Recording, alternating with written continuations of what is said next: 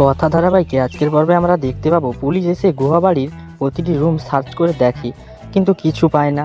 সুমিরবাবু একটা ডায়েরি করে, তার ভিত্তিতে কথাকে জেলে নিয়ে যায়।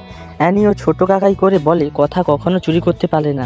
মেজো কাকিয়া বলে ঠাকুরের কথা একাই ছিল, আমরা ভালো করে জানি, তাই মা নন্দীর কিরিট কথাই সরিয়েছে। কথাকে নিয়ে চলে যায়। কিছুক্ষণ পর প্রত্যয় আসে, এসে অ্যানিকে বলে, কিরে মা নন্দীর কিরিট অফিসে কেমন হলো? তোকে ছবি তুলে পাঠাতে বলেছিলাম না? অ্যানি প্রান্তিককে বলে কথাকে জেলে নিয়ে গেছি। প্রত্যয় বলে, এ কি বলছিস? চল এক্ষুনি থানায় যাই। জুনিয়র ঋতু বলে, আমরাও যাব।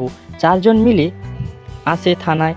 প্রত্যয় কথার নামে ডায়েরি করা হয়েছে শুনে বলে, আমরা কথাকে এবার ছাড়াবো কি করে? তাই প্রত্যয় অগ্নিকে ফোন করে সবটা বলে।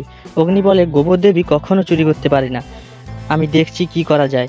অগ্নি মিস্টার পলকে বলে, আমাকে বাড়ি যেতে হবে। মিস্টার পল বলে, সাইন করার আগে কি বলেছিলাম মনে আছে? ফাইন দিতে হবে। কথাকে জেল থেকে বের করার জন্য ফাইন দিয়ে অগ্নি বিদেশ থেকে আসে। আজকের আপডেট এইটুকুই। পরবর্তী আপডেট পেতে আমাদের চ্যানেলটিকে সাবস্ক্রাইব করে পাশে থাকুন।